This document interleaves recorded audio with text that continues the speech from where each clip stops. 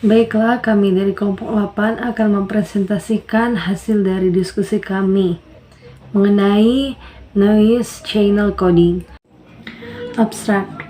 Dalam information teori, teorema noise channel coding, teorema Shannon atau Shannon's limit, menetapkan bahwa untuk tingkat kontaminasi kebisingan tertentu pada saluran komunikasi dimungkinkan untuk mengkomunikasikan data diskrit atau informasi digital hampir bebas dari kesalahan hingga tingkat maksimum yang dapat dihitung melalui saluran. Hasil ini dipresentasikan oleh Claude Shannon pada tahun 1948 dan sebagian didasarkan pada karya dan gagasan sebelumnya dari Harry Newquist dan Ralph Hartree. Shannon limit atau kapasitas saluran komunikasi Shannon mengacu pada tingkat maksimum data yang bebas kesalahan dan secara teoritis dapat ditransfer melalui saluran jika tautan mengalami kesalahan transmisi data acak untuk tingkat kebisingan tertentu. Ini menunjukkan bahwa protokol optimal pengkodean saluran bising informasi publik atau pribadi melalui saluran klasik atau kuantum dapat langsung dibangun dari dua protokol teoritis informasi yang lebih primitif, amplifikasi privasi dan rekonsiliasi informasi. Juga dikenal sebagai kompresi data dengan informasi samping. Hal ini dilakukan dalam skenario one shot dari sumber daya tanpa struktur dan merumuskan hasil kami dalam hal entropi minimal dan maksimal yang mulus.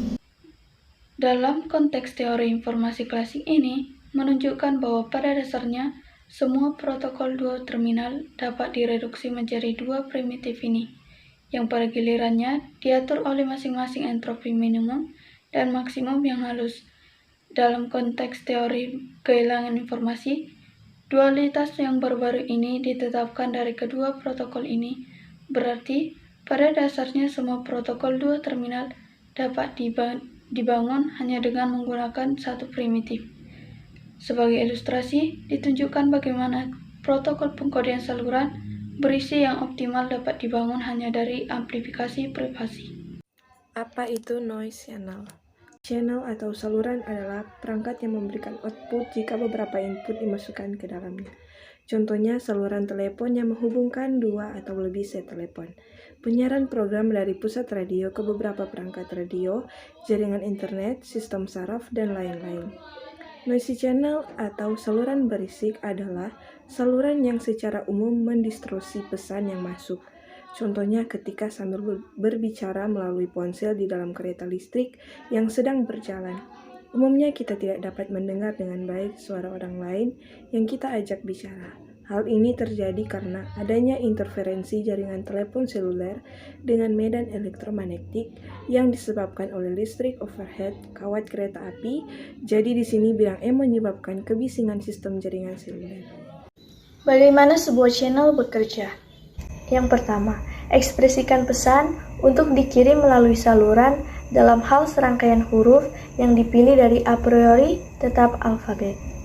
Atau bisa dikatakan, gelombang suara ucapan Anda melalui perangkat telepon diubah menjadi aliran beberapa sinyal elektromagnetik dasar. Yang kedua, untaian huruf ini kemudian dimasukkan ke saluran atau bisa disebut dengan aliran MC-nya melewati kabel telepon.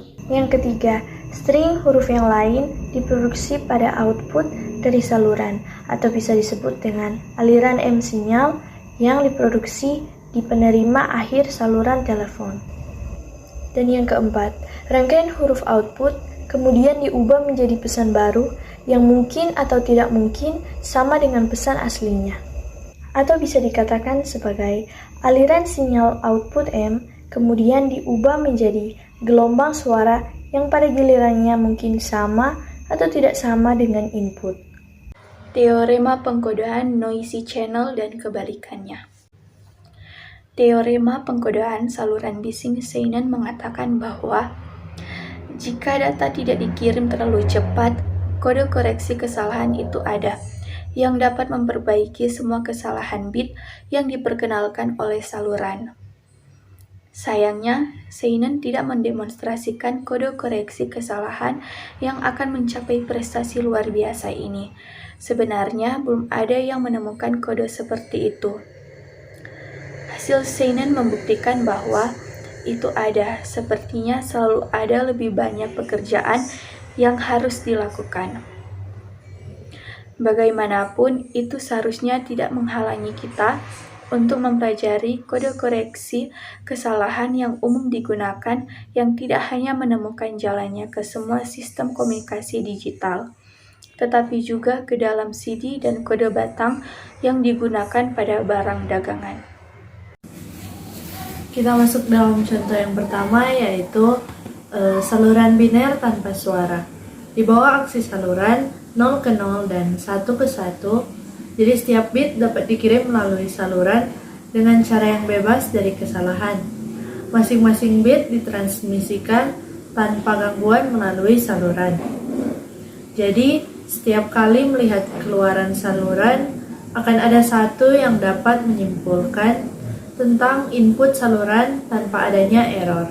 Jadi, seseorang dapat mengirim tepat 1 bit tanpa gangguan per penggunaan saluran tunggal. Oleh karena itu, kapasitas C dari saluran ini harus 1 bit. Kita masuk pada contoh yang kedua, yaitu saluran dengan keluaran yang tidak tumpang tindih. Di bawah aksi saluran 0 ke 1 dengan probabilitas 1/2, 0 ke 2 dengan probabilitas 1/2, dan 1 ke 3 dengan probabilitas 1/2, 1 ke 4 dengan probabilitas 1/2. Meskipun korespondensi antara input dan output tidak dalam mode 1 ke 1, melihat outputnya, seseorang dapat memprediksi input secara unik. Jadi, masing-masing bit dapat dikirim melalui saluran dengan cara yang bebas noise. Setiap bit yang ditransmisikan dapat dipulihkan tanpa membuat kesalahan, dengan melihat masing-masing dari keempat output. Jadi, seseorang dapat mengirim tepat 1 bit tanpa gangguan untuk setiap penggunaan saluran. Oleh karena itu, kapasitas C dari saluran ini harus 1 bit. Kesimpulan, yang pertama, apa yang kita maksud dengan informasi klasik? Dari suatu data, diberikan oleh entropi Shannon dari distribusi probabilitas dari kejadian yang berbeda dari data tersebut. Sejauh mana seseorang dapat menempatkan data untuk ukuran steering yang besar dari peristiwa yang berbeda dari data. Sekali lagi diberikan oleh entropi Shannon dari distribusi probabilitas dari peristiwa yang berbeda dari data tersebut persatuan panjang steering. Beberapa kecepatan transmisi data maksimum melalui saluran yang berisik untuk mengirimkan serangkaian peristiwa yang panjang melalui saluran. Kecepatan maksimum tidak dapat melewati informasi timbal balik dari input dan output variabel acak per pengguna tunggal saluran. Sekian hasil presentasi dari kelompok kami. Kami ucapkan terima kasih.